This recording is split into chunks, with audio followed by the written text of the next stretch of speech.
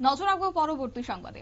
সদ্য পেশ হওয়া কেন্দ্রীয় সরকারের বাজেটকে জনবিরোধী এবং সেই সঙ্গে কর্পোরেট বাজেট আখ্যা দিয়ে প্রতিবাদে সোনামুড়ায় প্রতিবাদ মিছিল এবং সভা সংগঠিত করল সিপিআইএম।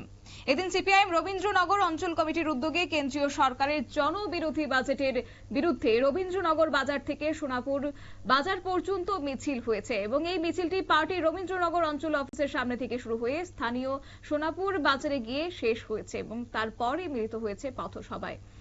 মিছিল এবং পথসভায় উপস্থিত ছিলেন পার্টির রাজ্য কমিটির সদস্য তথা সোনামুড়া মহকুমা কমিটির সম্পাদক বিধায়ক শ্যামল চক্রবর্তী, জেলা কমিটির সদস্য তথা মহকুমা সম্পাদক মণ্ডলীর সদস্য নারায়ণ চক্রবর্তী সহ অন্যান্যরা।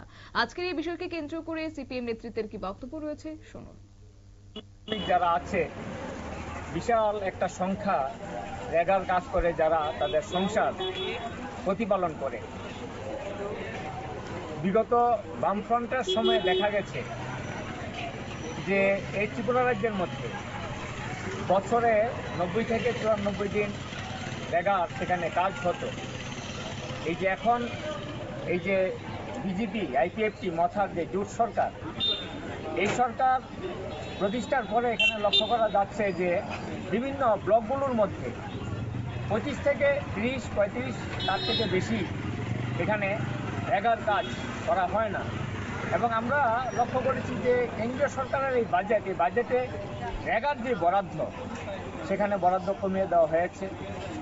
এবং যে কৃষকরা, অন্নদাতা যারা আমাদের পেটের রসদ যারা জোগাড় করেন, দিল্লির মধ্যে 1 বছরের উপর সময় ধরে যে কৃষকরা আন্দোলন করেছিলেন তাদের স্বার্থ রক্ষা করার জন্য, এবং প্রায় 750 জনের উপর কৃষক সেখানে মারা গিয়েছিলেন এই আন্দোলন করতে গিয়ে।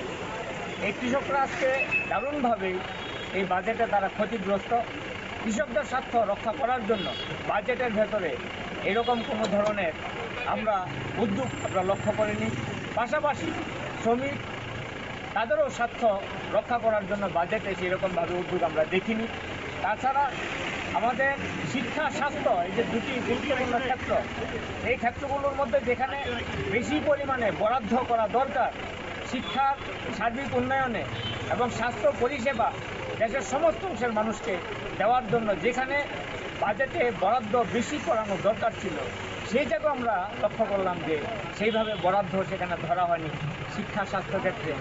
তাছাড়া আপনারা শুনলেন সিপিএম নেতৃত্বের বক্তব্য এবং একই সঙ্গে এইবারের কেন্দ্রীয় বাজেট পেশ করাকে কেন্দ্র করে কৃষক এবং শ্রমিক স্বার্থে কোনো ধরনের উদ্যোগ গ্রহণ করা হয়নি বলে অভিযোগ তুলেছেন তারা। পাশাপাশি আজকে পথসভায় মিলিত হয়েছেন মহকুমা সম্পাদক মণ্ডলীর সদস্য নারায়ণ চক্রবর্তী, আব্দুল করিম, রবীন্দ্রনগর অঞ্চল কমিটির সম্পাদক মিজান মিয়া সহ অন্যান্যরা। তবে একান্ত সাক্ষাতের দলে এদিন আন্দোলন কর্মসূচির বিষয়ে তুলে ধরেছেন মহকুমা সম্পাদক মণ্ডলের সদস্য অধীর চন্দ্র ভৌমিক। নিয়ে নিচ্ছি ছোট্ট একটি বিজ্ঞাপন বিরতির সঙ্গে থাকুন।